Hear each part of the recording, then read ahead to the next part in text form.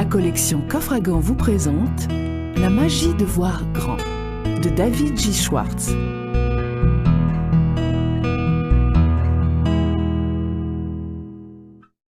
Pourquoi devriez-vous écouter ce CD sur la magie de voir grand? Déjà plus de 25 000 CD seront produits sur le même sujet cette année. Alors pourquoi un de plus? Je ne vous connais pas. Je ne sais pas quel genre de travail vous faites, ni combien d'argent vous gagnez, mais je crois savoir deux choses importantes à votre sujet. Le fait d'abord que vous soyez en train d'écouter cet enregistrement prouve que vous êtes intéressé à progresser, à réaliser vos rêves, à jouir des bonnes choses de la vie et à tirer le maximum de ce que celle-ci a à vous offrir. Vous êtes intéressé au succès, et c'est là une qualité qui vous honore.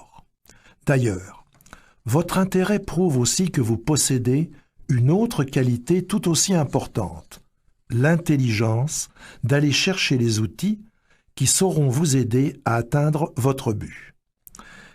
Ainsi, lorsqu'on veut construire quelque chose, que ce soit une automobile, un pont ou des missiles, il faut, pour ce faire, des outils. Or, la plupart des gens oublient qu'il existe aussi des outils pour les aider dans leur quête d'une vie meilleure. Mais vous n'avez pas oublié ce fait. Vous possédez donc les deux qualités fondamentales qui vous sont nécessaires pour bénéficier des conseils qui vous seront prodigués dans cet enregistrement. Vous voulez réussir et vous avez eu l'intelligence de choisir l'outil qui vous permettra de réaliser votre rêve.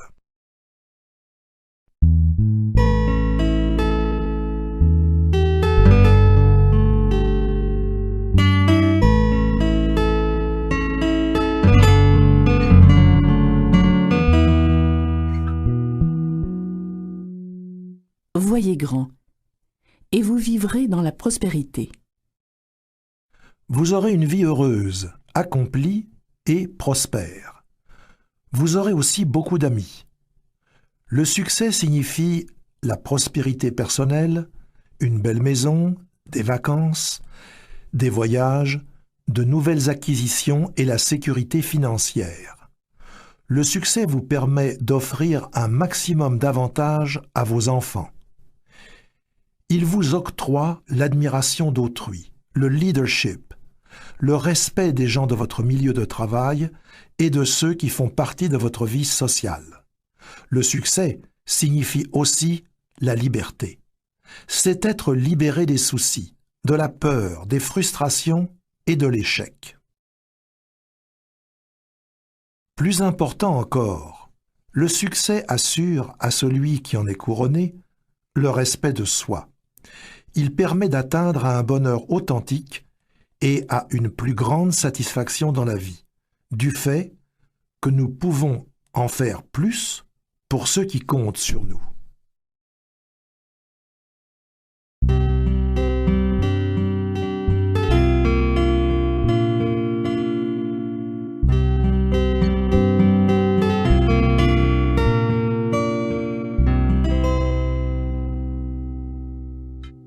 Réussir signifie vaincre.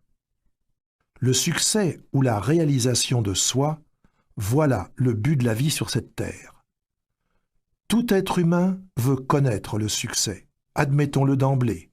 Chacun de nous veut retirer le maximum de ce que la vie a à nous offrir. Il ne m'a jamais été donné de rencontrer qui que ce soit qui fût heureux de patauger dans la fange de la médiocrité. De fait, personne n'aime sentir qu'il appartient à une classe inférieure et qu'il soit forcé d'y rester.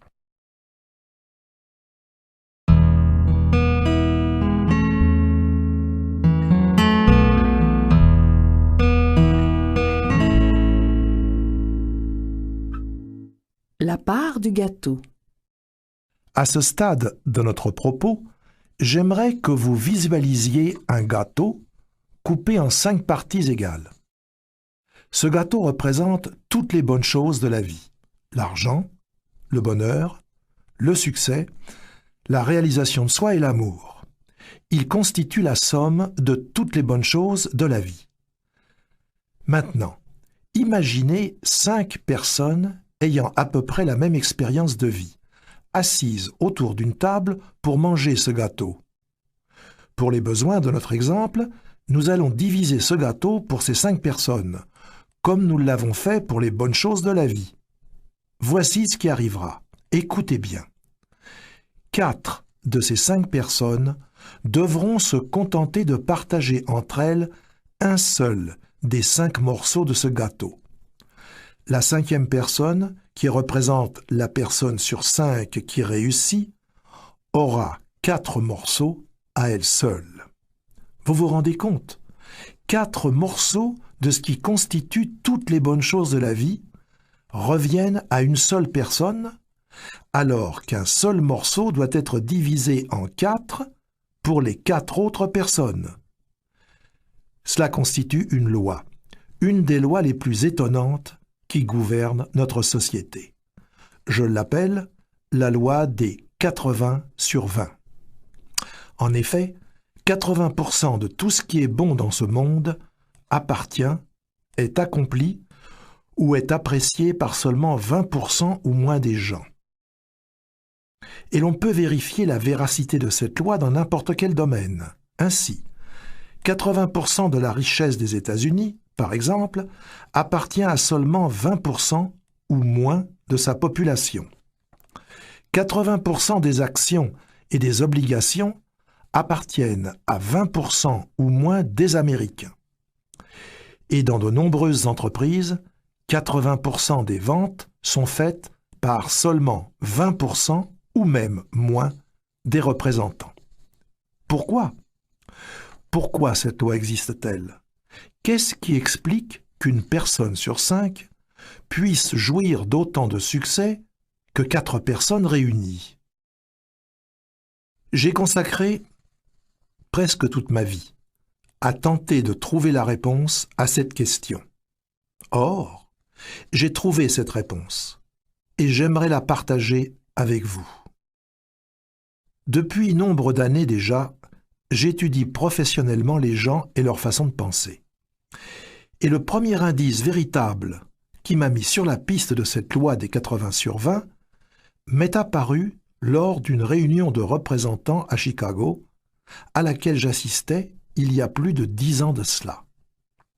Le vice-président, chargé du marketing pour cette entreprise, un homme extrêmement dynamique, désirait faire comprendre un certain point de vue à son auditoire. À côté de lui, sur le podium, se tenait le meilleur vendeur de la compagnie. C'était un homme d'allure bien ordinaire et qui avait gagné l'année précédente un peu plus de 30 000 $. Or, ce qu'il nous faut savoir, c'est que le revenu moyen des autres vendeurs était de 6 000 $.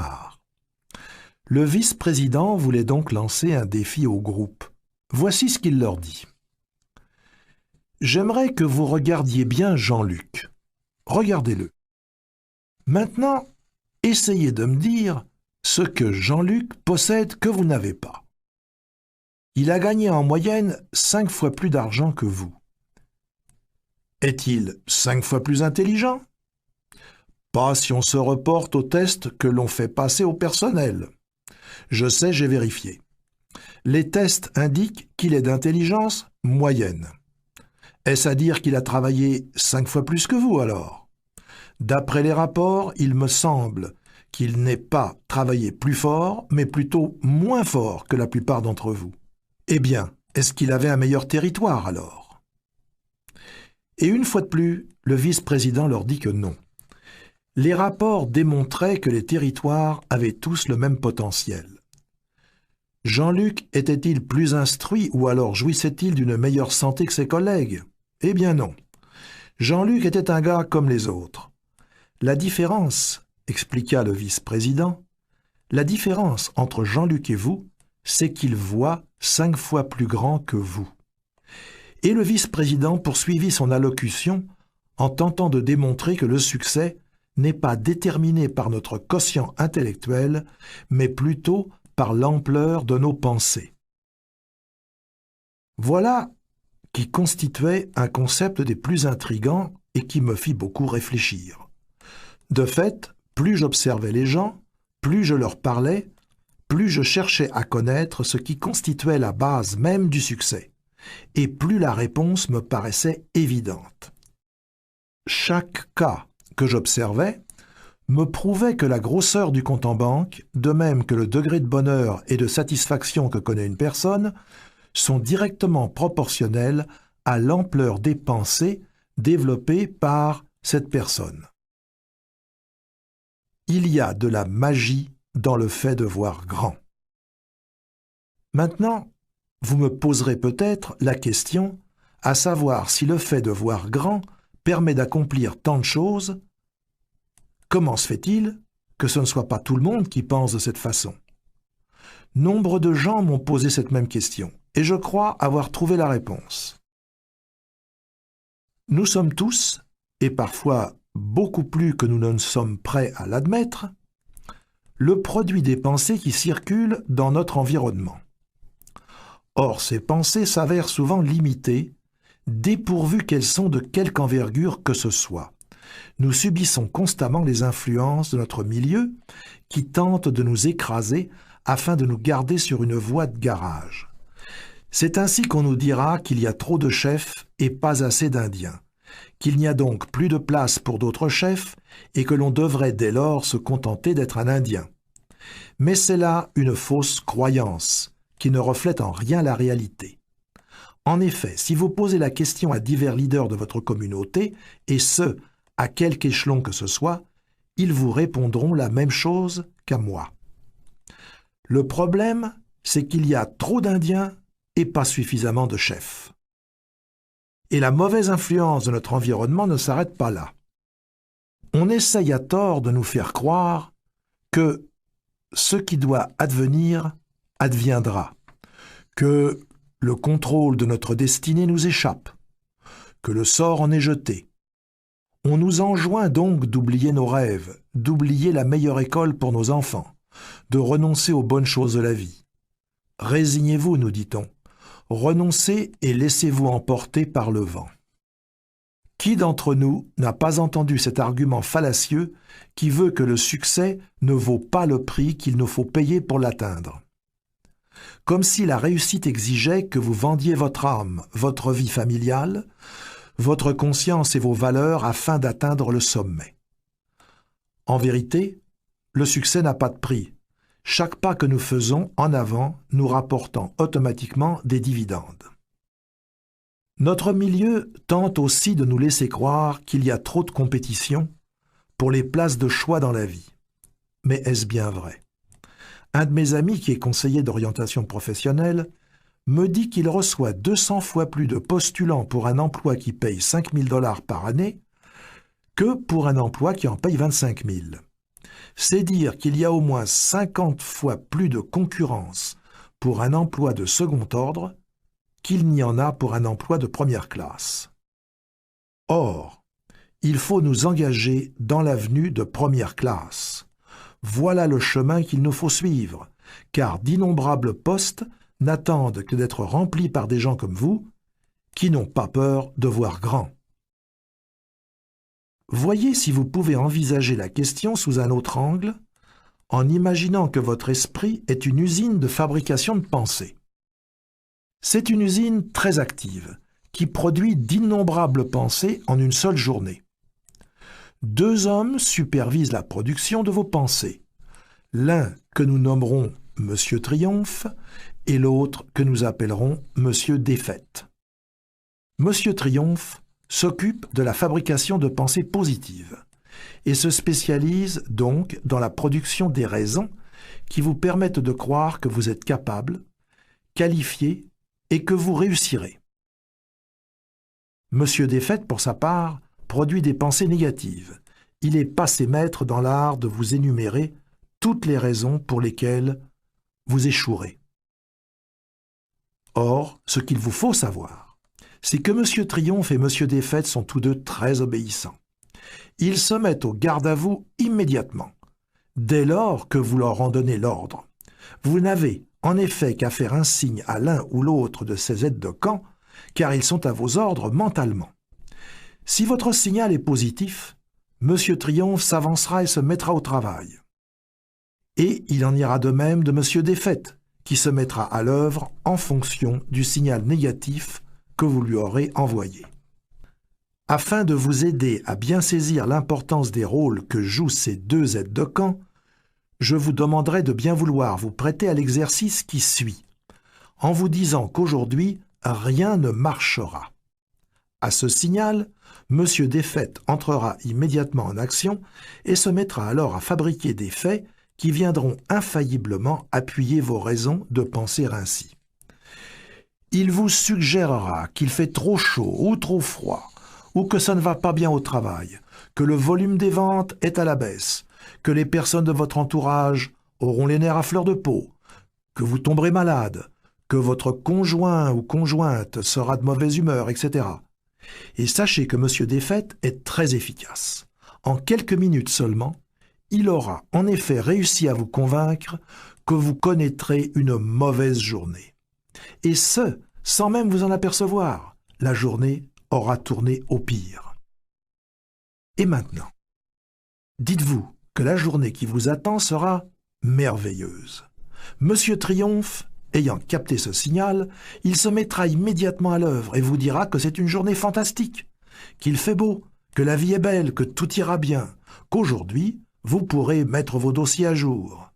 Et voilà que vous avez effectivement passé une excellente journée. De même, Monsieur Défaite saura toujours vous indiquer exactement pourquoi vous ne devez rien vendre à Monsieur Bibeau, tandis que Monsieur Triomphe, de son côté, vous démontrera pourquoi vous pouvez vendre n'importe quoi à ce dernier.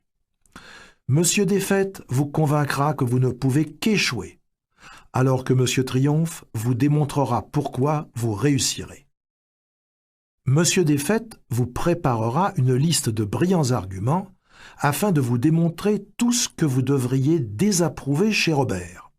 Monsieur Triomphe vous démontrera toutes les raisons pour lesquelles vous devriez, au contraire, apprécier Robert. Comprenez aussi que plus vous confierez de tâches à l'un ou l'autre de ses superviseurs, plus il aura de pouvoir. Si vous faites travailler Monsieur Défaite plus souvent, son influence sera directement proportionnelle à la place que vous lui permettrez d'occuper dans votre esprit. Éventuellement, il en viendra à superviser toute l'usine de vos pensées, qui seront alors toutes négatives. La seule solution qui s'offre dès lors à vous est celle de mettre Monsieur Défaite à la porte. Vous n'avez pas besoin de lui ou de ses conseils négatifs. Monsieur Défaite ne vous aidera jamais à vous rendre là où vous désirez vous rendre. Mettez-le à la porte. Servez-vous plutôt de Monsieur Triomphe en tout temps. Ainsi, chaque fois qu'il vous vient une idée, demandez à Monsieur Triomphe de se mettre au travail pour vous. Il saura très bien vous démontrer pourquoi votre idée a toutes les chances de réussir.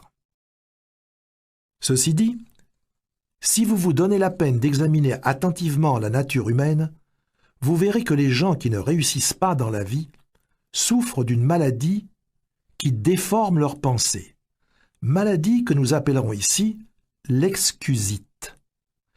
Chez la personne dont la vie est un échec, cette maladie se retrouve à un stade avancé. Mais l'homme ordinaire souffre souvent d'une forme bénigne d'excusite. L'excusite explique la différence qui existe entre la personne qui réalise des choses dans sa vie et celle qui a peine à se tenir à flot. En effet, plus une personne réussit dans la vie, moins elle est portée à se chercher des excuses. La personne qui ne va nulle part et qui ne projette même pas de faire quoi que ce soit, cette personne traîne toujours avec elle un sac rempli d'excuses. Les personnes qui n'ont que de piètres réalisations à leur actif ont toujours des raisons pour expliquer pourquoi elles n'ont pu faire ceci ou cela, pourquoi elles ne peuvent pas, ne veulent pas, ne font pas ce qu'elles devraient faire. Mais voyons maintenant les biographes de personnes couronnées de succès. À la lumière de ces écrits, force nous est de conclure que ces personnes auraient facilement pu user des mêmes excuses dont se servent les gens médiocres. Mais tel n'est pas le cas.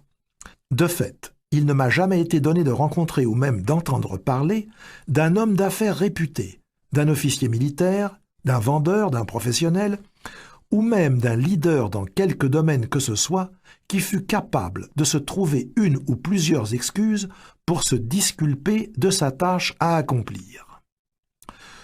Roosevelt aurait pu se servir de l'excuse qu'il ne pouvait pas marcher pour ne rien accomplir.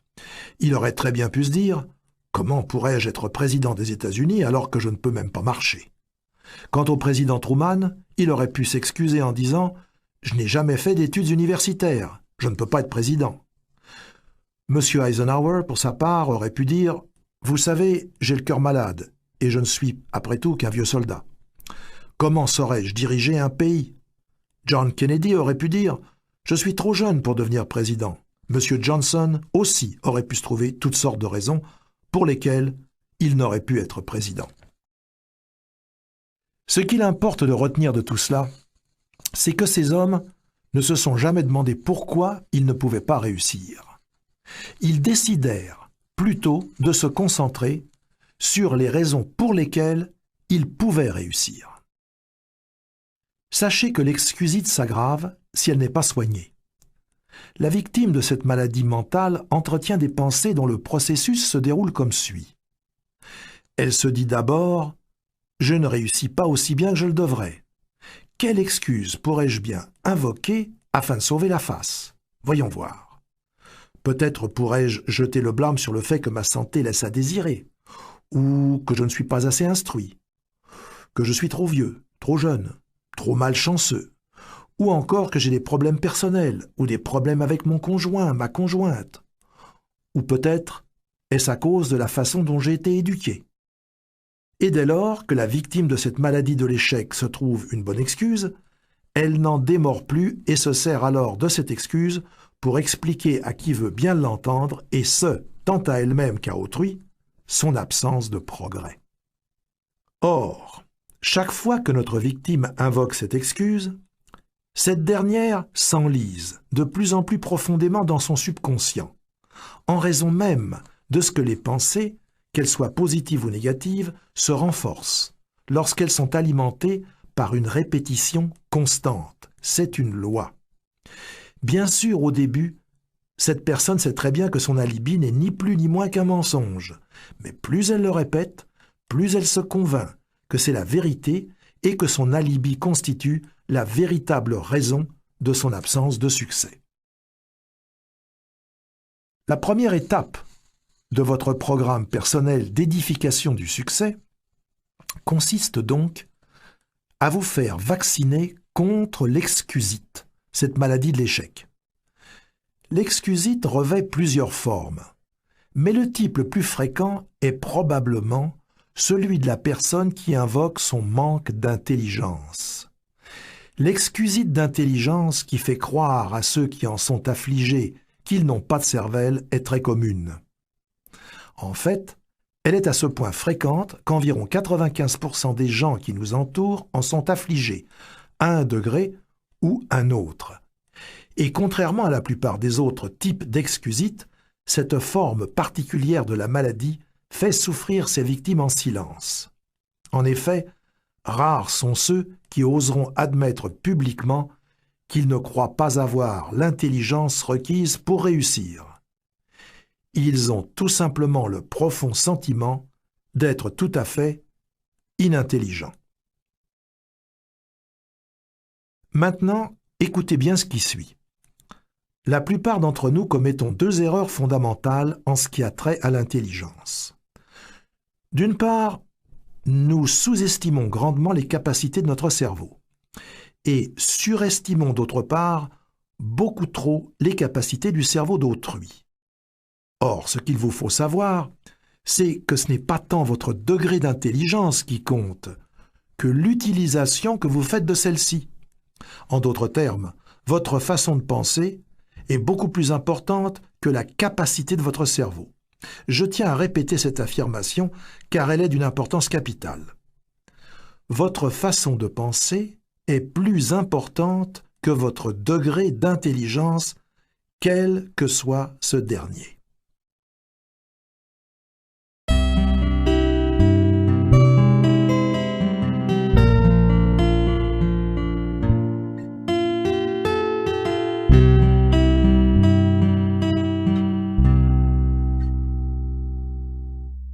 Le physicien Edward Teller.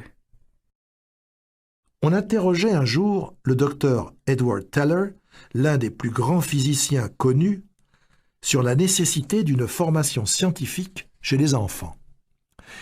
À cela, le docteur Teller répondit « Un enfant n'a pas besoin de penser à la vitesse de l'éclair pour devenir un scientifique, ni d'avoir une mémoire phénoménale.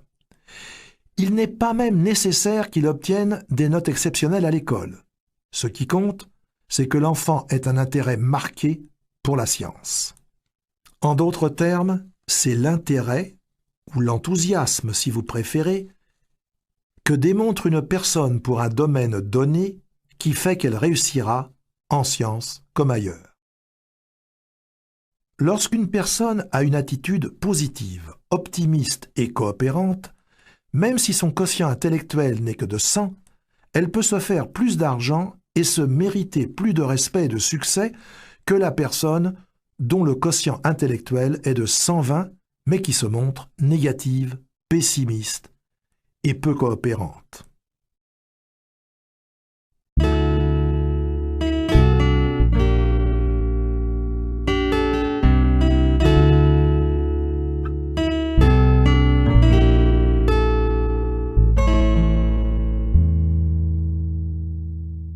La peur des responsabilités. Pendant de nombreuses années, j'ai été très proche d'un homme qu'on qualifiait de génie. Et cet homme était en effet doué d'une facilité incomparable pour ce qui était de la pensée abstraite. Et pourtant, il avait un travail médiocre. C'est que, voyez-vous, il avait peur des responsabilités. Ainsi, il ne s'est jamais marié parce que, disait-il, nombre d'unions se terminent par un divorce. Il avait très peu d'amis, les gens l'ennuyant mortellement. Il n'a jamais investi d'argent dans l'immobilier ou à la bourse parce qu'après tout, le marché pouvait très bien s'effondrer. Voilà donc un homme qui s'est servi de son puissant cerveau pour prouver que rien ne pourrait jamais fonctionner, alors même qu'il aurait pu très bien inverser sa façon de penser et chercher des moyens de réussir. Et à cause des pensées négatives qui remplissaient ce grand réservoir qu'était son cerveau, cet homme a contribué très peu à la société et n'a jamais fait preuve d'aucune créativité. Voilà qui devrait vous convaincre de vous guérir définitivement de l'excusite, à l'effet que vous avez une cervelle d'oiseau. Voici d'ailleurs 3 façons d'y parvenir. Premièrement, ne sous-estimez jamais votre intelligence et ne surestimez jamais l'intelligence d'autrui. Ne vous dépréciez pas, concentrez-vous sur vos atouts, découvrez vos dons. Deuxièmement, répétez-vous plusieurs fois par jour. Mon attitude compte plus que mon intelligence. Au travail, comme à la maison, exercez-vous à faire preuve d'une attitude positive. Essayez de trouver les raisons pour lesquelles vous pouvez réussir et non pourquoi vous ne pourriez pas. Développez une attitude de champion. Utilisez votre intelligence de façon positive et créative et employez-vous à trouver des façons de gagner et non de perdre. Troisièmement, souvenez-vous que la capacité de penser est une valeur beaucoup plus importante que la capacité de mémoriser des faits. Voyez à utiliser votre esprit à des fins créatives et constructives. Trouvez de nouvelles idées, des façons innovatrices de faire les choses. Et posez-vous souvent cette question-ci. Est-ce que j'utilise mes capacités mentales afin de me tailler une place dans le monde ou est-ce que je m'en sers simplement pour survivre dans un monde que d'autres ont bâti? Peut-être n'y avez-vous jamais songé. Mais quand on parle de succès, on ne peut mesurer les gens en mètres et en kilos ou encore d'après le nombre de leurs diplômes ou leur historique familial. Lorsqu'il s'agit de succès, les gens sont jugés à la grandeur de leurs pensées, car c'est la grandeur de nos pensées qui détermine la grandeur de nos réalisations. Cela dit, voyons maintenant comment nous pouvons élargir nos pensées. Vous êtes-vous jamais demandé quelle est votre plus grande faiblesse ? Eh bien, je suis d'avis pour ma part que la plus grande faiblesse humaine relève de la dépréciation de soi. On peut reconnaître les gens qui se dénigrent à plusieurs symptômes. La personne, par exemple, qui voit une offre d'emploi dans le journal et qui se dit que c'est exactement là ce qu'elle aimerait faire, mais qui pense en même temps « Bof, à quoi bon essayer ? Je suis incapable de faire un tel travail. » Il y a aussi le jeune homme s'intéressant beaucoup à une certaine jeune fille, mais qui n'ose même pas lui téléphoner parce qu'il ne croit pas être à la hauteur. Oui, nombre de gens se sentent inadéquats. Et c'est sans doute là leur plus grand crime. Depuis des siècles qu'on nous sert cet excellent conseil « Connais-toi toi-même ». Et pourtant il semble que la plupart des gens interprètent ce conseil comme s'il signifiait « Ne connais que les aspects négatifs de ta personne ». Souvent, lorsqu'on s'évalue, on ne fait que dresser une liste tout à fait imaginaire de ses défauts et de ses faiblesses. Quelle perte de temps! C'est bien de reconnaître ainsi nos faiblesses, surtout lorsque celles-ci nous permettent de voir que nous pouvons nous améliorer. Mais si nous ne reconnaissons que nos mauvais côtés, nous faisons fausse route, car nous sous-estimons notre valeur. Mais voici un exercice qui saura vous aider à mesurer votre véritable valeur. Je l'ai utilisé lors de programmes de formation de cadres exécutifs et de représentants à travers tout le pays. Je sais qu'il donne des résultats. Premièrement, vous devez déterminer vos 5 points forts. Invitez quelques amis objectifs à vous aider. Peut-être votre conjoint ou conjointe ou votre supérieur, un professeur ou une personne intelligente qui saura vous donner une opinion honnête. Certains des atouts qu'on mentionne le plus souvent sont l'instruction, l'expérience, les connaissances techniques, l'apparence, une vie familiale bien équilibrée, l'attitude, la personnalité, l'esprit d'initiative, etc. Deuxièmement, inscrivez sous chacune de ces qualités les noms de 3 personnes que vous connaissez qui ont réussi dans la vie, mais qui ne possèdent pas cette qualité particulière à un degré aussi prononcé que le vôtre. Lorsque vous aurez terminé cet exercice, vous vous rendrez compte que vous surpassez, au moins dans une catégorie, bien des gens qui ont réussi, et qu'il n'est donc qu'une seule conclusion honnête à laquelle vous puissiez arriver, vous êtes meilleur que vous ne le croyez. Alors, pourquoi ne pas commencer à voir aussi grand que vous l'êtes? Pensez aussi grand que vous l'êtes vraiment. Surtout, ne vous dépréciez jamais.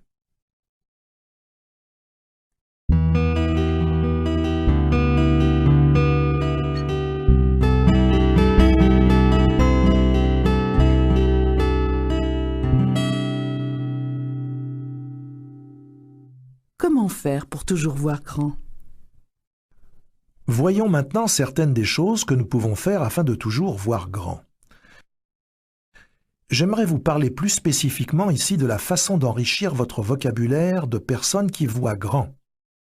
Voici d'ailleurs 4 façons de procéder.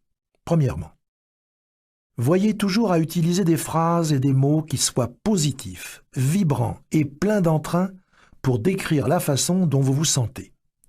Si, par exemple, lorsqu'on vous demande « Comment ça va ?», vous avez tendance à répondre « Je suis fatigué, j'ai mal à la tête, j'aimerais qu'on soit déjà samedi » ou alors « Je ne me sens pas très bien ». Alors, exercez-vous plutôt à faire ce qui suit. Une chose qui peut vous sembler très simple, mais qui a un pouvoir énorme. À l'avenir, chaque fois qu'on vous demandera comment vous allez, répondez alors en ces termes. « Bien, merci, et vous ?» ou « Très bien, merveilleusement bien ». Dites que vous vous sentez en pleine forme, aussi souvent que vous le pouvez, et vous verrez que vous vous sentirez vraiment bien et grandi. En d'autres termes, vous devez vous faire connaître comme étant une personne qui est toujours en pleine forme. Vous serez surpris de voir le nombre d'amis que cette attitude vous attirera. Deuxièmement, faites-vous un devoir d'utiliser des mots positifs, constructifs et agréables dans votre description d'autrui. Ne ratez jamais l'occasion de dire un bon mot à l'endroit de vos amis et de vos associés. Si une tierce personne fait l'objet d'une de vos conversations, n'oubliez jamais d'en faire l'éloge en utilisant des mots ou des phrases comme « C'est une très bonne personne »,« On me dit qu'il fait un excellent travail ». Gardez-vous de tenir des propos mesquins et dégradants qui ne feraient que rabaisser l'autre, car la personne concernée finit toujours par savoir ce qu'on raconte à son sujet et cela peut se retourner contre vous. Troisièmement, que vos propos soient toujours positifs afin d'encourager les autres. Complimentez-les chaque fois que vous le pouvez, car tous ceux que vous connaissez aiment les éloges.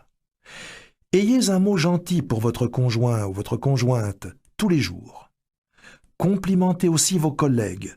Sachez qu'un compliment sincère constitue un véritable outil de succès. Usez-en avec largesse, encore et encore. Complimentez les gens sur leur apparence, leur travail, leur réalisation et leur famille. Rappelez-vous que la plupart des gens souffrent d'un ego sous-alimenté. Voyez à satisfaire leur appétit en ce sens.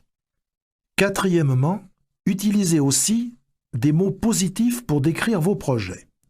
Lorsqu'on dit à quelqu'un « J'ai de bonnes nouvelles », c'est l'occasion que nous attendions. Son esprit s'éveille. Mais si on lui dit « Que nous le voulions ou non, nous avons un travail à faire », alors son esprit imagine quelque chose d'ennuyeux, de fastidieux, et il réagit en conséquence. Promettez-lui une victoire et voyez ses yeux briller. Promettez-lui la victoire et gagnez-vous son appui. Soyez un bâtisseur et non un fossoyeur. La plupart des gens aimeraient bien pouvoir parler en public.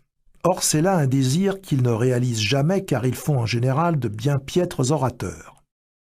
Et la raison en est fort simple. La plupart se concentrent sur un insignifiant détail technique de l'art oratoire alors qu'ils devraient de toute évidence se préoccuper des choses importantes. De fait, lorsqu'ils se préparent à prononcer une allocution, la plupart des gens se donnent une foule d'instructions mentales du genre « Je dois me tenir bien droit. Je ne dois pas trop bouger ou gesticuler. Le public ne doit pas voir que je me sers de mes notes et je dois faire attention à ne pas faire de fautes de grammaire. Je dois m'assurer que ma cravate est bien nouée. Je dois parler fort, mais pas trop, et ainsi de suite. » Et que croyez-vous qu'il se passe lorsque le conférencier se lève pour prendre la parole ? Il a une peur bleue, parce qu'il a une longue liste de choses à ne pas faire. Et il est tout confus, occupé qu'il est à se demander s'il ne vient pas de commettre une quelconque erreur. Bref, il échoue lamentablement parce qu'il met trop d'emphase sur de menus détails sans importance et oublie de se concentrer sur ce qui fait qu'un orateur est vraiment bon, c'est-à-dire savoir de quoi on parle et brûler du désir de communiquer son savoir à autrui. Le réel défi d'un orateur n'est pas de se tenir droit ou d'éviter de faire des fautes de grammaire, mais plutôt d'ancrer dans l'esprit du public les points importants qu'il veut faire passer. Tous les conférenciers renommés ont un point en commun. Ils ont quelque chose d'important à dire et l'ardent désir de le communiquer aux autres. Et maintenant, voyons ensemble une qualité qui vous est essentielle dans votre cheminement vers un succès toujours grandissant. La confiance en soi.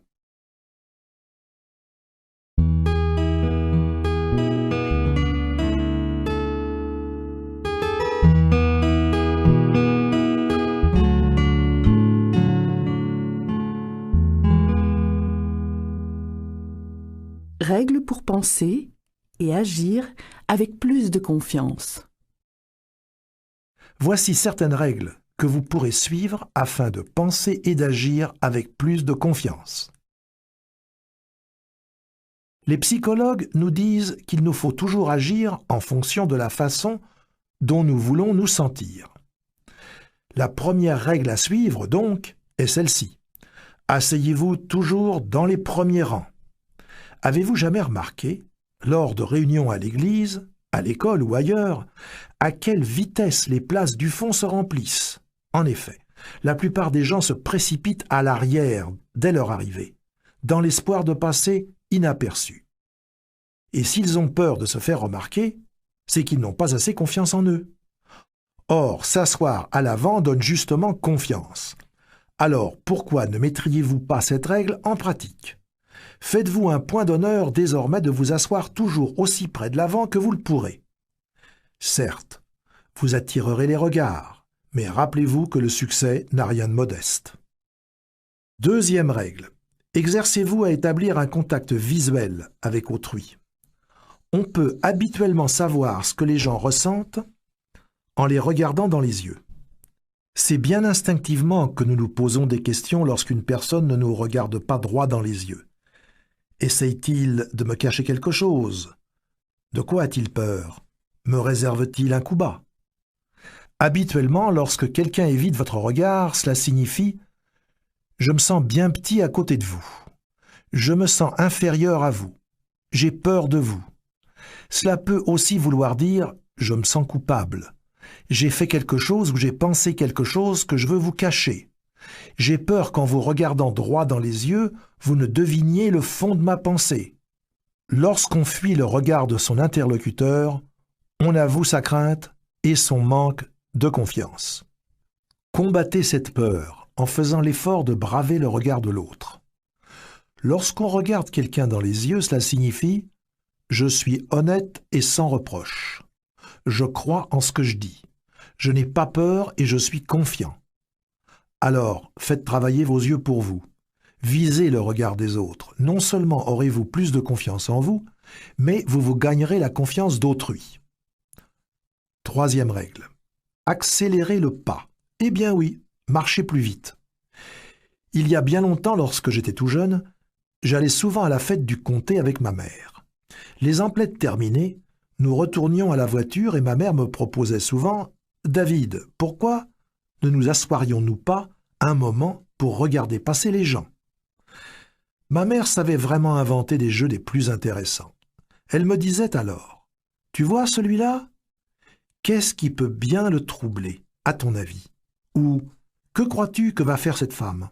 Ou « Regarde cette personne, elle a l'air complètement perdue. » Eh bien, regarder les gens aller et venir devint pour moi un jeu très amusant. C'était beaucoup moins dispendieux que d'aller au cinéma, et c'est la raison pour laquelle ma mère avait inventé ce jeu d'ailleurs, beaucoup plus éducatif. Encore aujourd'hui, je me prends souvent à regarder passer les gens, que ce soit dans les corridors, les salles, sur les trottoirs, je regarde encore et toujours déambuler les gens.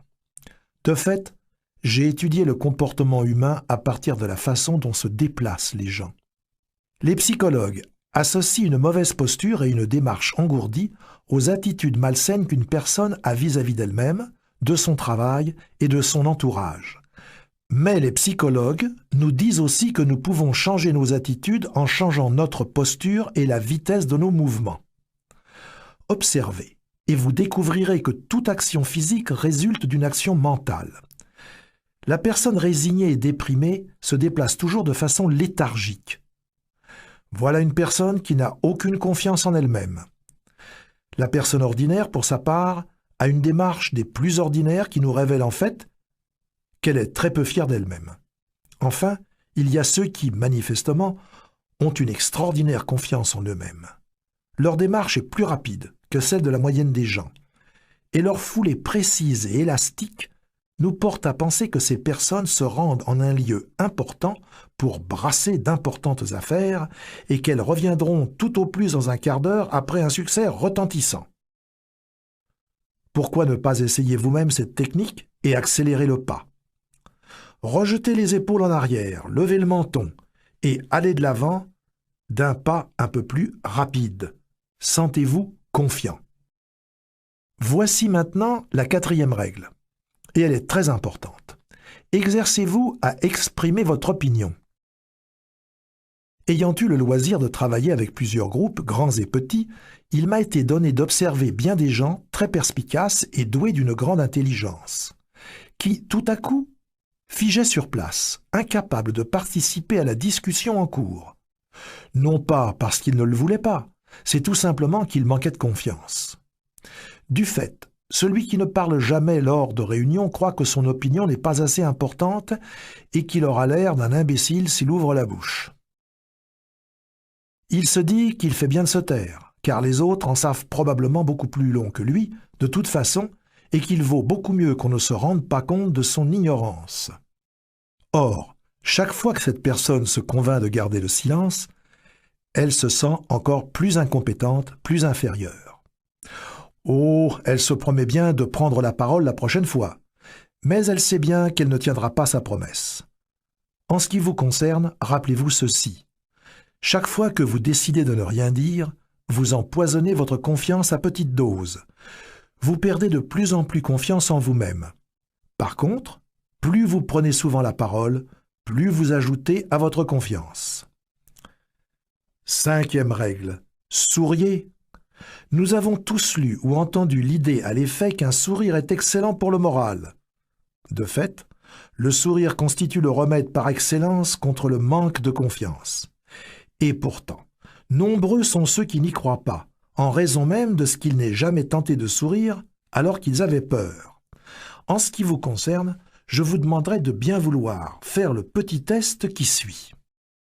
La prochaine fois que vous vous verrez envahi d'un sentiment de peur, essayez de sourire en même temps. Je peux vous dire tout de suite ce qui en résultera. Vous serez incapable de faire les deux à la fois, parce que le sourire vous donnera automatiquement confiance en vous-même. Un grand sourire combat la peur, éloigne les soucis et vainc l'accablement. En résumé donc, c'est en projetant d'abord une image de grande assurance en vous-même que vous arriverez à vraiment avoir confiance en vous et vous y parviendrez en pratiquant quotidiennement les 5 règles que nous venons d'énoncer. Premièrement, asseyez-vous toujours dans les tout premiers rangs. Deuxièmement, n'ayez pas peur de regarder les gens droit dans les yeux. Troisièmement, accélérez le pas.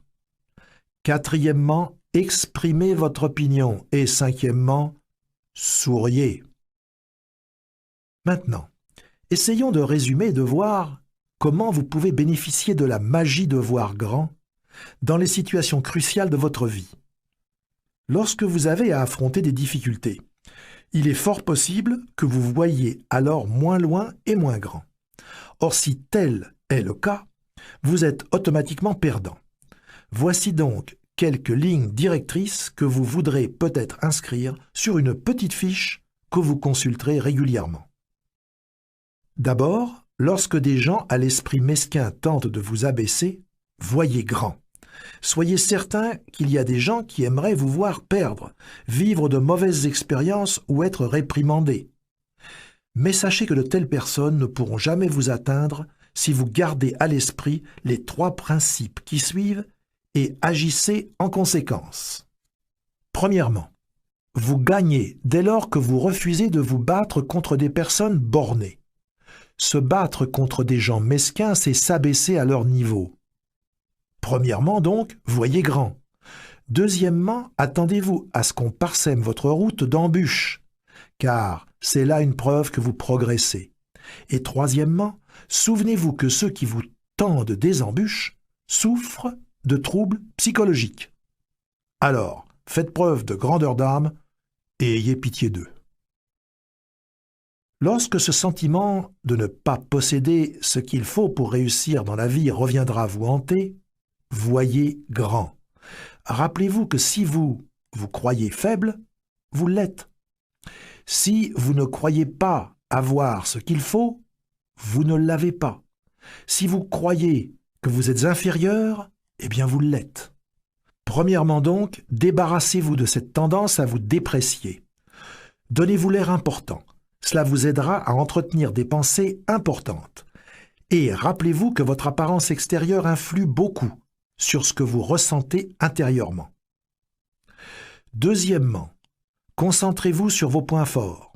Voyez si vous ne pourriez pas créer une espèce de réclame publicitaire à votre sujet, qui vous permettrait en quelque sorte de vous vendre à vous-même et vous convaincrait de votre propre valeur. Et rechargez vos batteries mentales en reconnaissant vos bons côtés et en ignorant complètement vos côtés négatifs. Troisièmement, voyez les autres tels qu'ils sont. L'autre aussi n'est qu'un être humain, alors pourquoi en avoir peur? Voyez assez grand pour vous apprécier à votre juste valeur. Et lorsqu'une discussion ou une dispute semble inévitable, une fois de plus, voyez grand. Essayez de ne pas succomber à la tentation de vous disputer. Voici comment. Demandez-vous d'abord honnêtement si cela vaut vraiment la peine que vous vous emportiez. Ensuite, rappelez-vous que vous ne retirerez jamais rien de bon d'une dispute. Bien au contraire, vous y perdrez toujours quelque chose. Voyez assez grand pour vous rendre compte que des disputes, des engueulades, des querelles ne vous aideront jamais à vous rendre là où vous désirez vous rendre dans la vie. Lorsque vous vous sentez vaincu, voyez grand. Il est impossible d'atteindre un grand succès sans jamais connaître de difficultés, de revers. Mais il vous est cependant possible de vivre le reste de votre vie sans jamais vous sentir vaincu. En effet, les gens qui voient grand considèrent les revers de la vie comme autant d'expériences enrichissantes. Tirez une leçon de chaque revers que vous essuierez. Apprenez bien cette leçon et servez-vous-en pour aller de l'avant. Il y a toujours un aspect positif à retenir de quelque situation que ce soit. Il vous faut aussi apprendre à conjuguer persistance et expérience. Lorsque les choses semblent vouloir prendre une mauvaise tournure, prenez du recul et recommencez à neuf en utilisant cette fois une autre méthode, une approche différente. Voyez assez grand pour comprendre que la défaite n'est qu'un état d'esprit et rien de plus. Même lorsque vos amours vont de travers, voyez grand. Le négativisme et la mesquinerie tuent l'amour. Avec des remarques comme « Mon conjoint, ma conjointe est injuste envers moi » ou encore « Il, elle ne se conduit pas correctement avec moi et je vais lui rendre la pareille ». Vous détruisez l'affection qu'on pourrait vous donner. Et s'il vous arrivait jamais de vous aliéner l'affection de votre conjoint ou de votre conjointe, deux solutions s'offrent à vous. Premièrement, concentrez-vous sur les plus grandes qualités de la personne dont vous voulez vous faire aimer et remettez ces petits travers à leur juste place. Deuxièmement, faites quelque chose de spécial pour votre partenaire et faites-le souvent. Voyez assez grand pour trouver le vrai secret des joies de la vie à deux. Lorsque vous sentez que vous progressez moins rapidement au travail, voyez grand. Quoi que vous fassiez, quel que soit votre travail, sachez qu'un statut plus élevé et un chèque de paye plus appréciable ne proviennent toujours que d'une seule chose, l'accroissement de la qualité et de la quantité de ce que vous pouvez donner. Aussi, je vous demanderai de vous affirmer constamment. Je peux faire mieux. Sachez qu'il nous est toujours donné d'atteindre l'excellence et qu'il y a donc toujours moyen de faire mieux. Rien n'est parfait en ce monde. Tout est donc perfectible. Dès lors que vous vous direz que vous pouvez faire mieux, les moyens d'y parvenir vous apparaîtront clairement. Une telle affirmation mettant toujours notre imagination et notre créativité en branle. Voyez assez grand pour savoir que si vous accordez la priorité au service d'autrui, la prospérité s'ensuivra automatiquement. Enfin, rappelez-vous ces paroles inspirantes. Le sage sera le maître de ses pensées, l'idiot en sera l'esclave.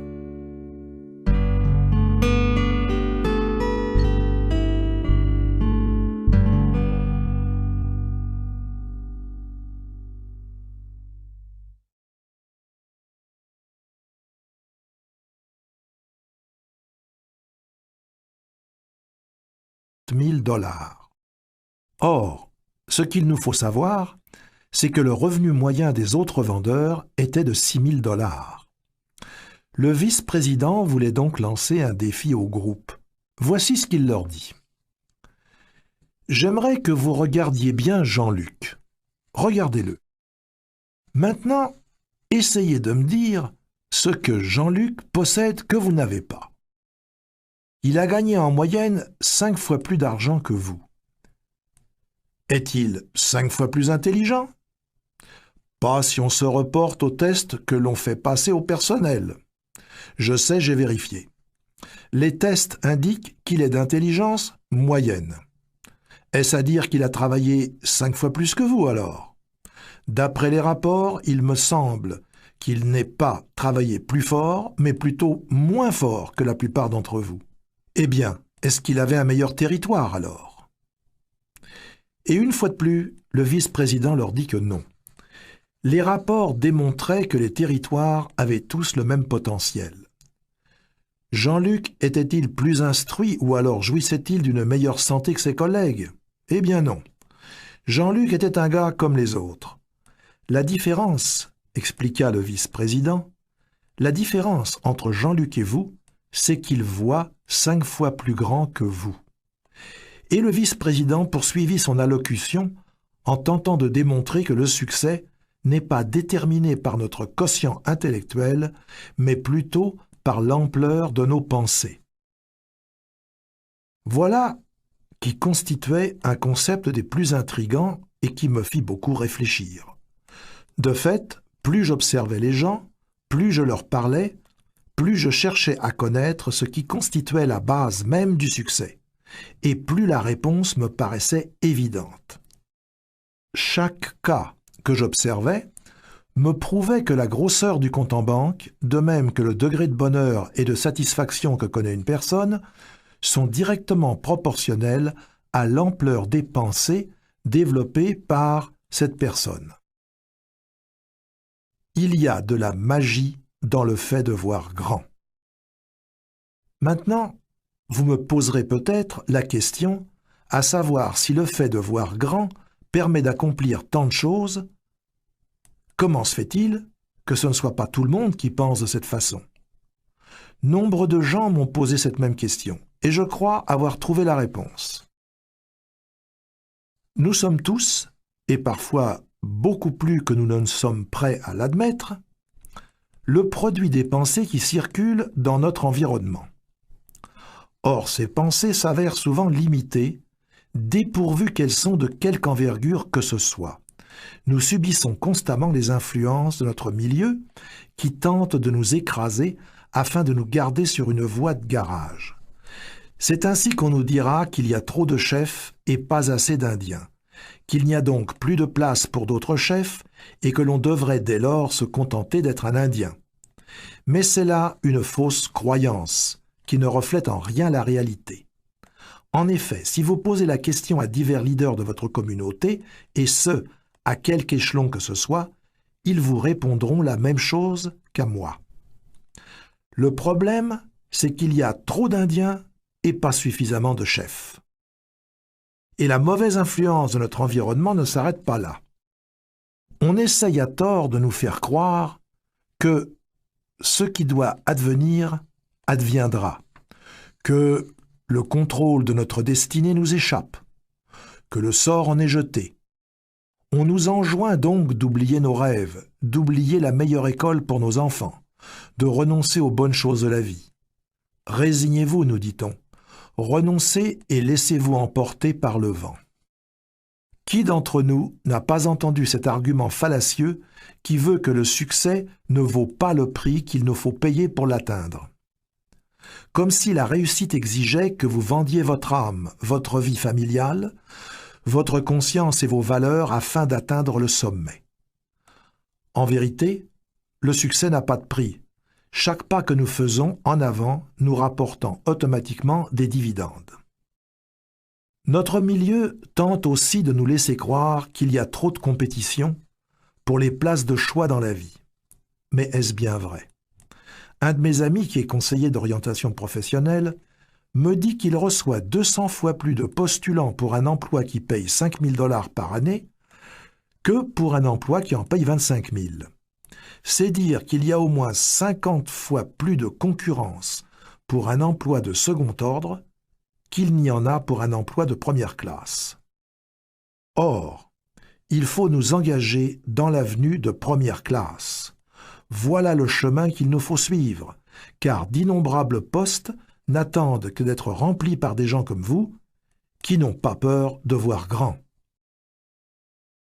Voyez si vous pouvez envisager la question sous un autre angle, en imaginant que votre esprit est une usine de fabrication de pensées. C'est une usine très active, qui produit d'innombrables pensées en une seule journée. 2 hommes supervisent la production de vos pensées.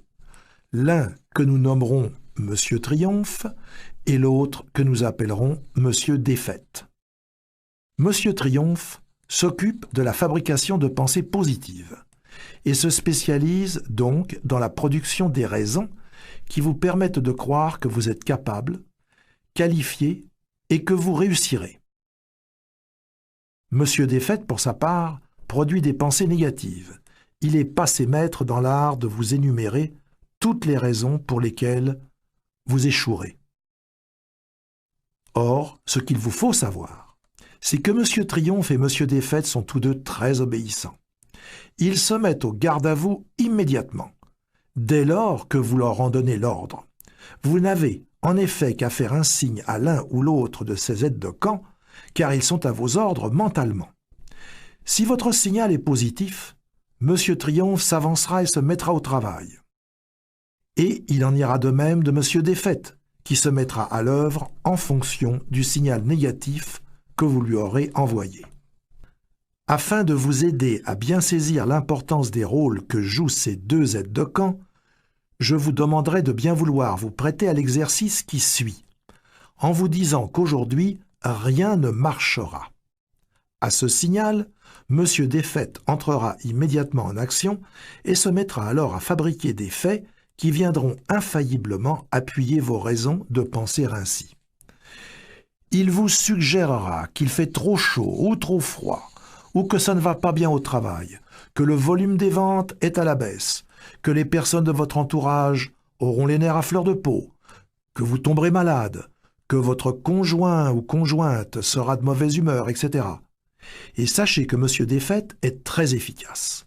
En quelques minutes seulement, il aura en effet réussi à vous convaincre que vous connaîtrez une mauvaise journée. Et ce, sans même vous en apercevoir, la journée aura tourné au pire. Et maintenant, dites-vous que la journée qui vous attend sera merveilleuse. Monsieur Triomphe, ayant capté ce signal, il se mettra immédiatement à l'œuvre et vous dira que c'est une journée fantastique, qu'il fait beau, que votre façon de penser est plus importante que votre degré d'intelligence, quel que soit ce dernier.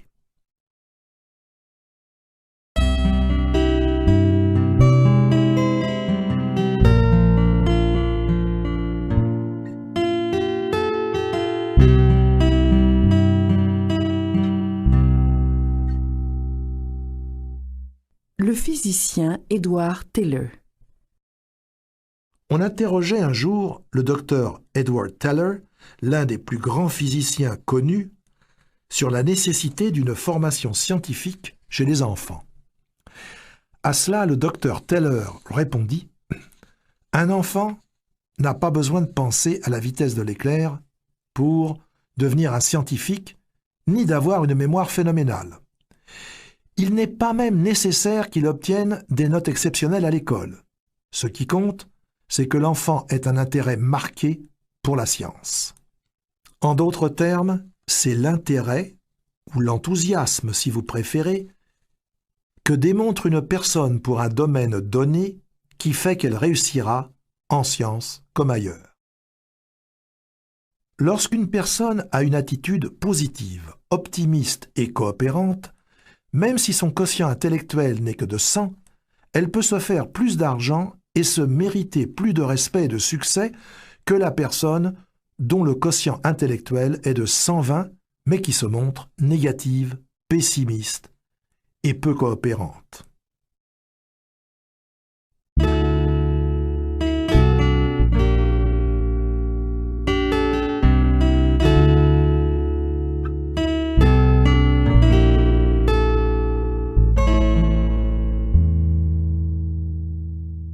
La peur des responsabilités. Pendant de nombreuses années, j'ai été très proche d'un homme qu'on qualifiait de génie. Et cet homme était en effet doué d'une facilité incomparable pour ce qui était de la pensée abstraite. Et pourtant, il avait un travail médiocre. C'est que, voyez-vous, il avait peur des responsabilités. Ainsi, il ne s'est jamais marié parce que, disait-il, nombre d'unions se terminent par un divorce. Il avait très peu d'amis, les gens l'ennuyant mortellement. Il n'a jamais investi d'argent dans l'immobilier ou à la bourse parce qu'après tout, le marché pouvait très bien s'effondrer. Voilà donc un homme qui s'est servi de son puissant cerveau pour prouver que rien ne pourrait jamais fonctionner, alors même qu'il aurait pu très bien inverser sa façon de penser et chercher des moyens de réussir. Et à cause des pensées négatives qui remplissaient ce grand réservoir qu'était son cerveau, cet homme a contribué très peu à la société et n'a jamais fait preuve d'aucune créativité. Voilà qui devrait vous convaincre de vous guérir définitivement de l'excusite, à l'effet que vous avez une cervelle d'oiseau. Voici d'ailleurs 3 façons d'y parvenir. Premièrement, ne sous-estimez jamais votre intelligence et ne surestimez jamais l'intelligence d'autrui. Ne vous dépréciez pas, concentrez-vous sur vos atouts, découvrez vos dons. Deuxièmement, répétez-vous plusieurs fois par jour. Mon attitude compte plus que mon intelligence. Au travail, comme à la maison, exercez-vous à faire preuve d'une attitude positive. Essayez de trouver les raisons pour lesquelles vous pouvez réussir et non pourquoi vous ne pourriez pas. Développez une attitude de champion. Utilisez votre intelligence de façon positive et créative et employez-vous à trouver des façons de gagner et non de perdre. Troisièmement, souvenez-vous que la capacité de penser est une valeur beaucoup plus importante que la capacité de mémoriser des faits. Voyez à utiliser votre esprit à des fins créatives et constructives. Trouvez de nouvelles idées, des façons innovatrices de faire les choses. Et posez-vous souvent cette question-ci. Est-ce que j'utilise mes capacités mentales afin de me tailler une place dans le monde ou est-ce que je m'en sers simplement pour survivre dans un monde que d'autres ont bâti? Peut-être n'y avez-vous jamais songé. Mais quand on parle de succès, on ne peut mesurer les gens en mètres et en kilos, ou encore d'après le nombre de leurs diplômes ou leur historique familial. Lorsqu'il s'agit de succès, les gens sont jugés à la grandeur de leurs pensées, car c'est la grandeur de nos pensées qui détermine la grandeur de nos réalisations. Cela dit, voyons maintenant comment nous pouvons élargir nos pensées. Vous êtes-vous jamais demandé quelle est votre plus grande faiblesse? Eh bien, je suis d'avis pour ma part que la plus grande faiblesse humaine relève de la dépréciation de soi. On peut reconnaître les gens qui se dénigrent à plusieurs symptômes. La personne, par exemple, qui voit une offre d'emploi dans le journal et qui se dit que c'est exactement là ce qu'elle aimerait faire, mais qui pense en même temps « Bof, à quoi bon essayer? Je suis incapable de faire un tel travail. » Il y a aussi le jeune homme s'intéressant beaucoup à une certaine jeune fille, mais qui n'ose même pas lui téléphoner parce qu'il ne croit pas être à la hauteur. Oui, nombre de gens se sentent inadéquats. Et c'est sans doute là leur plus grand crime. Depuis des siècles qu'on nous sert cet excellent conseil. Connais-toi toi-même. Et pourtant il semble que la plupart des gens interprètent ce conseil comme s'il signifiait « ne connais que les aspects négatifs de ta personne ». Souvent, lorsqu'on s'évalue, on ne fait que dresser une liste tout à fait imaginaire de ses défauts et de ses faiblesses. Quelle perte de temps! C'est bien de reconnaître ainsi nos faiblesses, surtout lorsque celles-ci nous permettent de voir que nous pouvons nous améliorer. Mais si nous ne reconnaissons que nos mauvais côtés, nous faisons fausse route, car nous sous-estimons notre valeur. Mais voici un exercice qui saura vous aider à mesurer votre véritable valeur. Je l'ai utilisé lors de programmes de formation de cadres exécutifs et de représentants à travers tout le pays. Je sais qu'il donne des résultats. Premièrement, vous devez déterminer vos 5 points forts. Invitez quelques amis objectifs à vous aider. Peut-être votre conjoint ou conjointe ou votre supérieur, un professeur ou une personne intelligente qui saura vous donner une opinion honnête. Certains des atouts qu'on mentionne le plus souvent sont l'instruction, l'expérience, les connaissances techniques, l'apparence, une vie familiale bien équilibrée, l'attitude, la personnalité, l'esprit d'initiative, etc. Deuxièmement, Inscrivez sous chacune de ces qualités les noms de 3 personnes que vous connaissez qui ont réussi dans la vie, mais qui ne possèdent pas cette qualité particulière à un degré aussi prononcé que le vôtre. Lorsque vous aurez terminé cet exercice, vous vous rendrez compte que vous surpassez, au moins dans une catégorie, bien des gens qui ont réussi, et qu'il n'est donc qu'une seule conclusion honnête à laquelle vous puissiez arriver: vous êtes meilleur que vous ne le croyez. Alors, pourquoi ne pas commencer à voir aussi grand que vous l'êtes? Pensez aussi grand que vous l'êtes vraiment.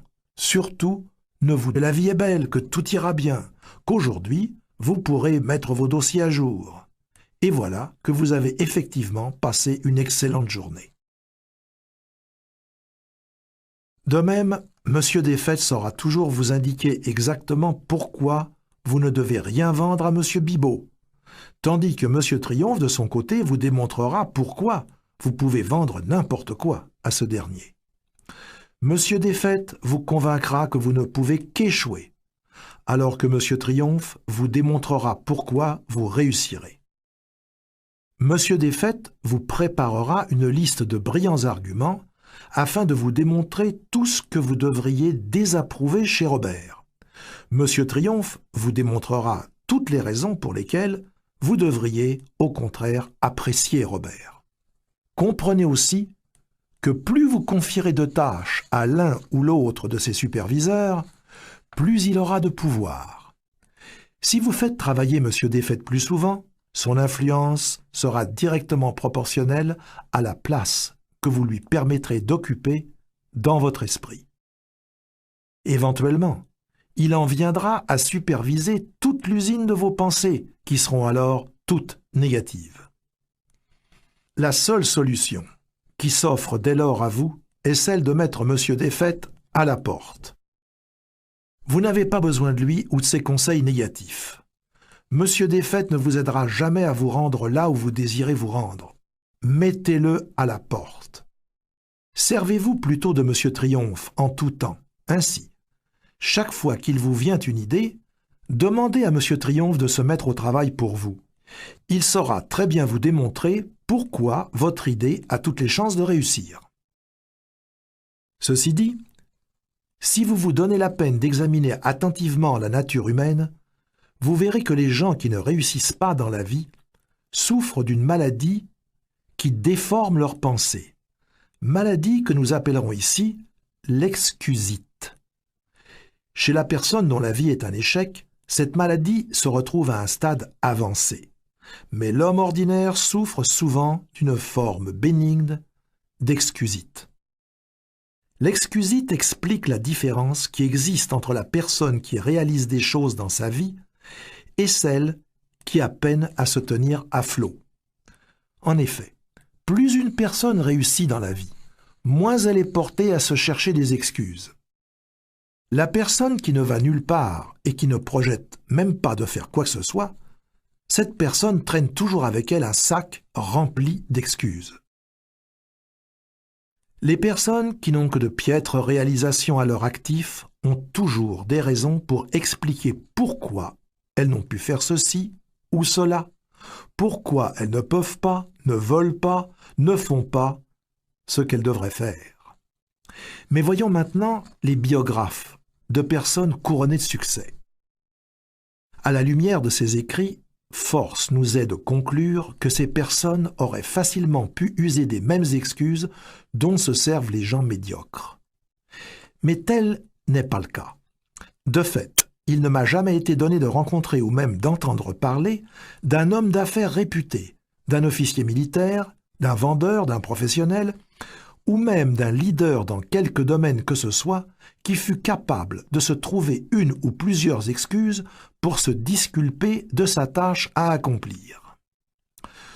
Roosevelt aurait pu se servir de l'excuse qu'il ne pouvait pas marcher pour ne rien accomplir.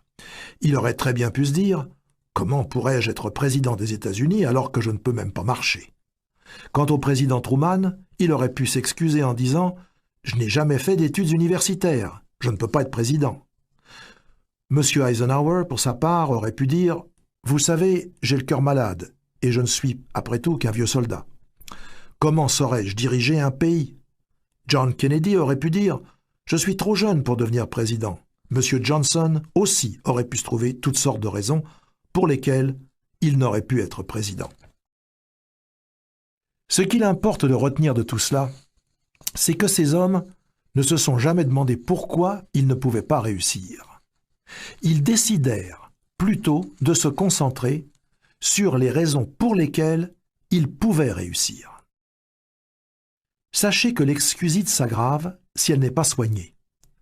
La victime de cette maladie mentale entretient des pensées dont le processus se déroule comme suit. Elle se dit d'abord « Je ne réussis pas aussi bien que je le devrais. Quelle excuse pourrais-je bien invoquer afin de sauver la face? Voyons voir. Peut-être pourrais-je jeter le blâme sur le fait que ma santé laisse à désirer, ou que je ne suis pas assez instruit, que je suis trop vieux, trop jeune, trop malchanceux, ou encore que j'ai des problèmes personnels, ou des problèmes avec mon conjoint, ma conjointe. Ou peut-être est-ce à cause de la façon dont j'ai été éduqué. Et dès lors que la victime de cette maladie de l'échec se trouve une bonne excuse, elle n'en démord plus et se sert alors de cette excuse pour expliquer à qui veut bien l'entendre, et ce, tant à elle-même qu'à autrui, son absence de progrès. Or, chaque fois que notre victime invoque cette excuse, cette dernière s'enlise de plus en plus profondément dans son subconscient, en raison même de ce que les pensées, qu'elles soient positives ou négatives, se renforcent lorsqu'elles sont alimentées par une répétition constante. C'est une loi. Bien sûr, au début, cette personne sait très bien que son alibi n'est ni plus ni moins qu'un mensonge, mais plus elle le répète, plus elle se convainc que c'est la vérité et que son alibi constitue la véritable raison de son absence de succès. La première étape de votre programme personnel d'édification du succès consiste donc à vous faire vacciner contre l'excusite, cette maladie de l'échec. L'excusite revêt plusieurs formes, mais le type le plus fréquent est probablement celui de la personne qui invoque son manque d'intelligence. L'excusite d'intelligence qui fait croire à ceux qui en sont affligés qu'ils n'ont pas de cervelle est très commune. En fait, elle est à ce point fréquente qu'environ 95% des gens qui nous entourent en sont affligés, à un degré ou un autre.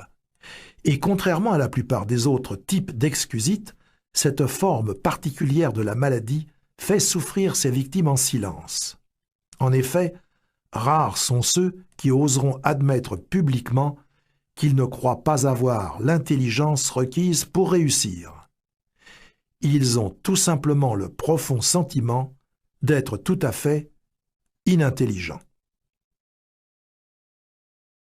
Maintenant, écoutez bien ce qui suit. La plupart d'entre nous commettons deux erreurs fondamentales en ce qui a trait à l'intelligence. D'une part, nous sous-estimons grandement les capacités de notre cerveau et surestimons d'autre part beaucoup trop les capacités du cerveau d'autrui. Or, ce qu'il vous faut savoir, c'est que ce n'est pas tant votre degré d'intelligence qui compte que l'utilisation que vous faites de celle-ci.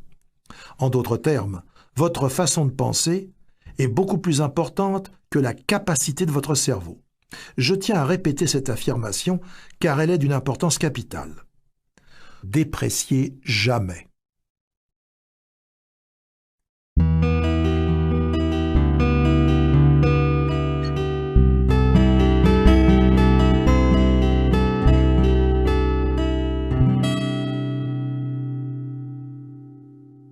Comment faire pour toujours voir grand? Voyons maintenant certaines des choses que nous pouvons faire afin de toujours voir grand. J'aimerais vous parler plus spécifiquement ici de la façon d'enrichir votre vocabulaire de personnes qui voient grand. Voici d'ailleurs 4 façons de procéder. Premièrement, voyez toujours à utiliser des phrases et des mots qui soient positifs, vibrants et pleins d'entrain pour décrire la façon dont vous vous sentez. Si, par exemple, lorsqu'on vous demande « comment ça va ?», Vous avez tendance à répondre « je suis fatigué, j'ai mal à la tête, j'aimerais qu'on soit déjà samedi » ou alors « je ne me sens pas très bien ». Alors, exercez-vous plutôt à faire ce qui suit. Une chose qui peut vous sembler très simple, mais qui a un pouvoir énorme. À l'avenir, chaque fois qu'on vous demandera comment vous allez, répondez alors en ces termes.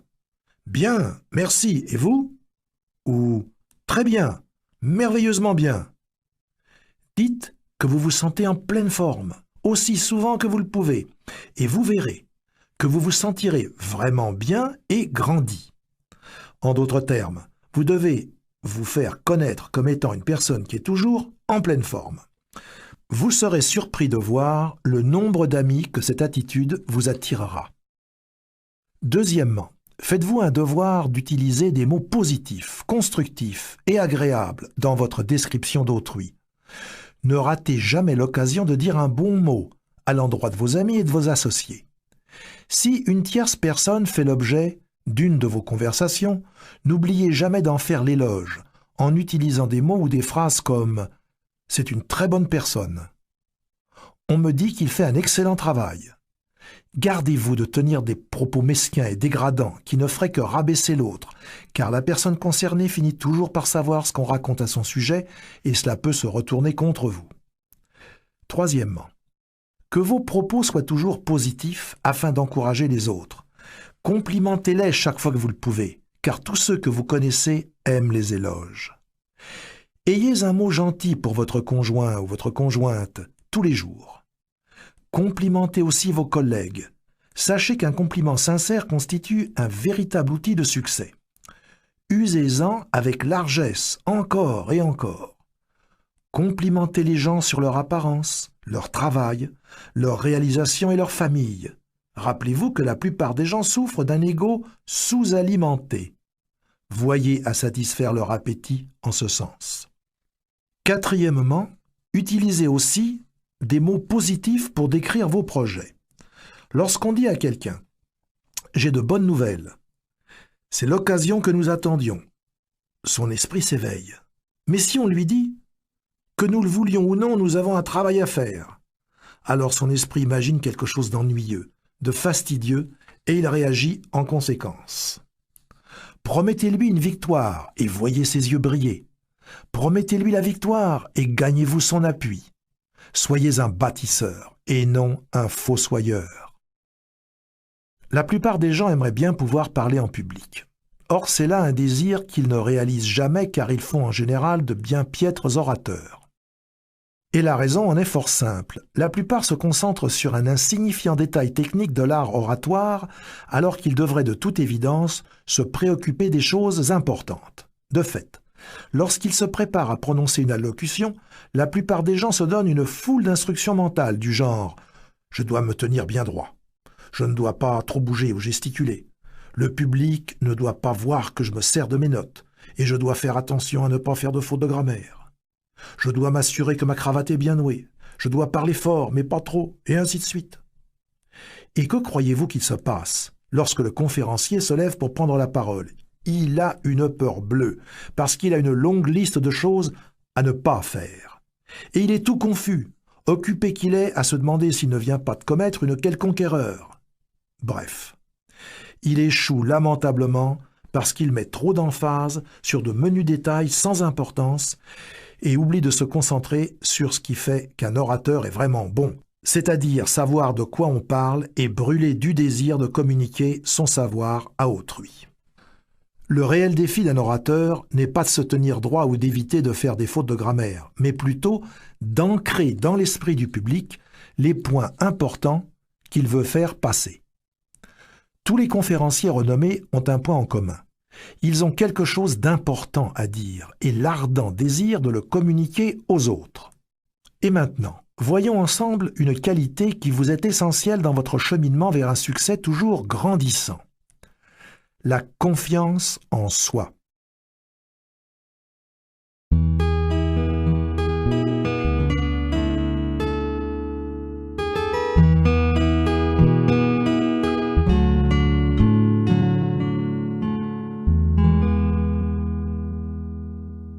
Règle pour penser et agir avec plus de confiance. Voici certaines règles que vous pourrez suivre afin de penser et d'agir avec plus de confiance. Les psychologues nous disent qu'il nous faut toujours agir en fonction de la façon dont nous voulons nous sentir. La première règle à suivre, donc, est celle-ci. Asseyez-vous toujours dans les premiers rangs. Avez-vous jamais remarqué, lors de réunions à l'église, à l'école ou ailleurs, à quelle vitesse les places du fond se remplissent? En effet, la plupart des gens se précipitent à l'arrière dès leur arrivée, dans l'espoir de passer inaperçus. Et s'ils ont peur de se faire remarquer, c'est qu'ils n'ont pas assez confiance en eux. Or, s'asseoir à l'avant donne justement confiance. Alors, pourquoi ne mettriez-vous pas cette règle en pratique? Faites-vous un point d'honneur désormais de vous asseoir toujours aussi près de l'avant que vous le pourrez. Certes, vous attirerez les regards, mais rappelez-vous que le succès n'a rien de modeste. Deuxième règle, exercez-vous à établir un contact visuel avec autrui.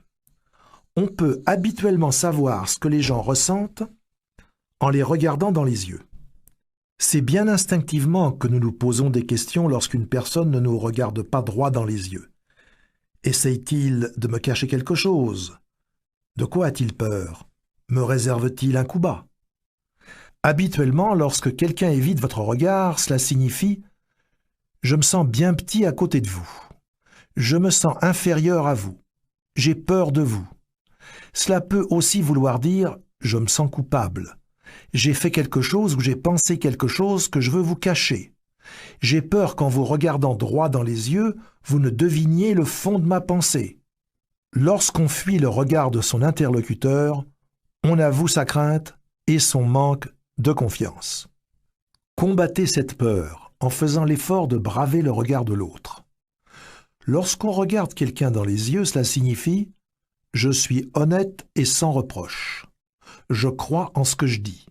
Je n'ai pas peur et je suis confiant. » Alors, faites travailler vos yeux pour vous. Visez le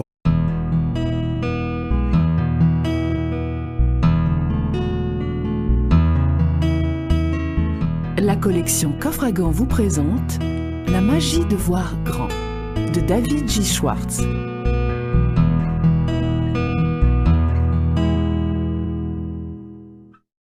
Pourquoi devriez-vous écouter ce CD sur la magie de voir grand?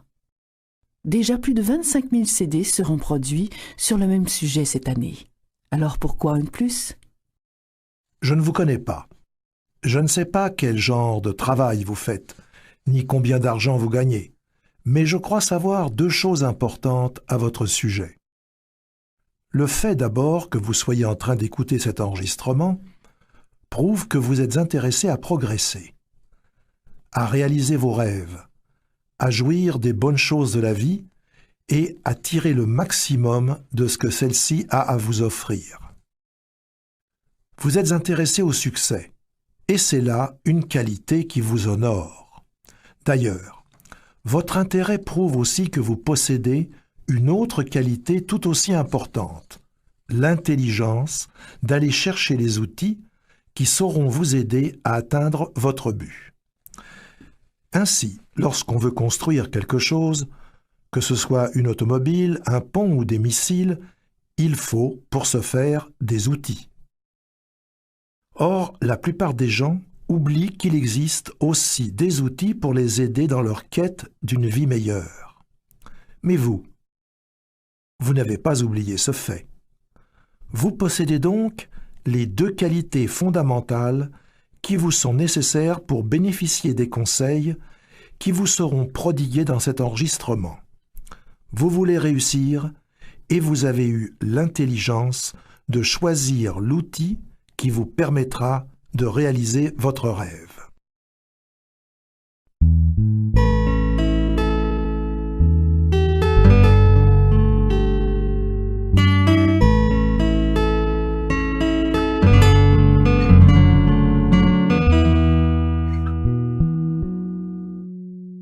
Voyez grand, et vous vivrez dans la prospérité. Vous aurez une vie heureuse, accomplie et prospère. Vous aurez aussi beaucoup d'amis. Le succès signifie la prospérité personnelle, une belle maison, des vacances, des voyages, de nouvelles acquisitions et la sécurité financière. Le succès vous permet d'offrir un maximum d'avantages à vos enfants. Il vous octroie l'admiration d'autrui, le leadership, le respect des gens de votre milieu de travail et de ceux qui font partie de votre vie sociale. Le succès signifie aussi la liberté. C'est être libéré des soucis, de la peur, des frustrations et de l'échec. Plus important encore, le succès assure à celui qui en est couronné le respect de soi. Il permet d'atteindre à un bonheur authentique et à une plus grande satisfaction dans la vie, du fait que nous pouvons en faire plus pour ceux qui comptent sur nous.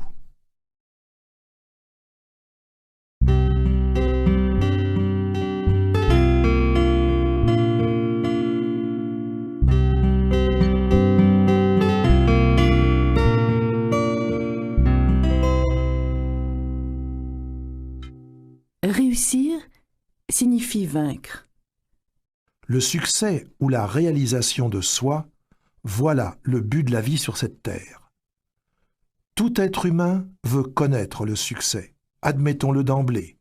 Chacun de nous veut retirer le maximum de ce que la vie a à nous offrir. Il ne m'a jamais été donné de rencontrer qui que ce soit qui fût heureux de patauger dans la fange de la médiocrité. De fait, personne n'aime sentir qu'il appartient à une classe inférieure et qu'il soit forcé d'y rester.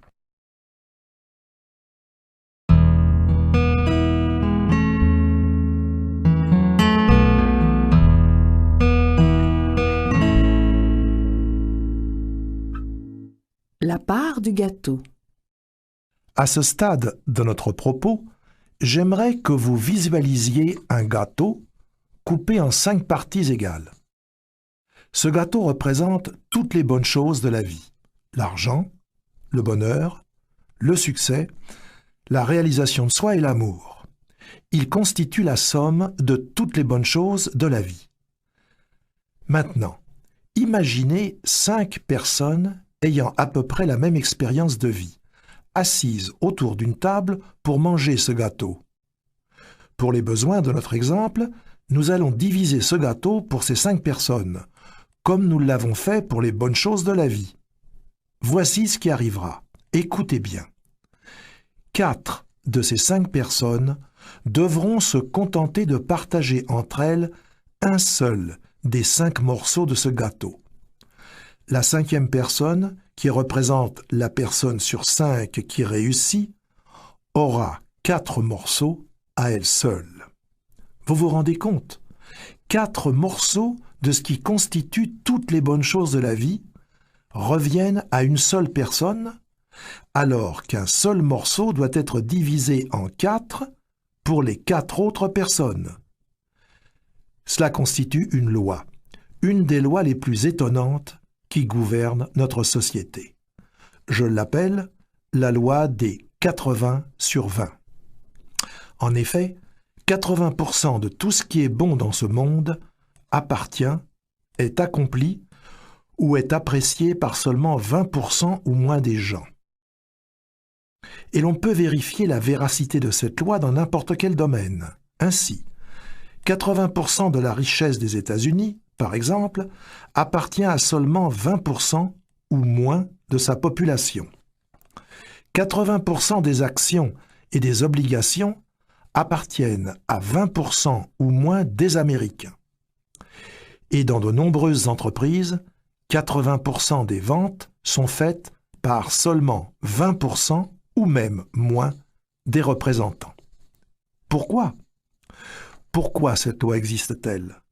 Qu'est-ce qui explique qu'une personne sur 5 puisse jouir d'autant de succès que 4 personnes réunies? J'ai consacré presque toute ma vie à tenter de trouver la réponse à cette question. Or, j'ai trouvé cette réponse et j'aimerais la partager avec vous. Depuis nombre d'années déjà, j'étudie professionnellement les gens et leur façon de penser. Et le premier indice véritable qui m'a mis sur la piste de cette loi des 80/20 m'est apparu lors d'une réunion de représentants à Chicago, à laquelle j'assistais il y a plus de 10 ans de cela. Le vice-président, chargé du marketing pour cette entreprise, un homme extrêmement dynamique, désirait faire comprendre un certain point de vue à son auditoire. À côté de lui, sur le podium, se tenait le meilleur vendeur de la compagnie. C'était un homme d'allure bien ordinaire et qui avait gagné l'année précédente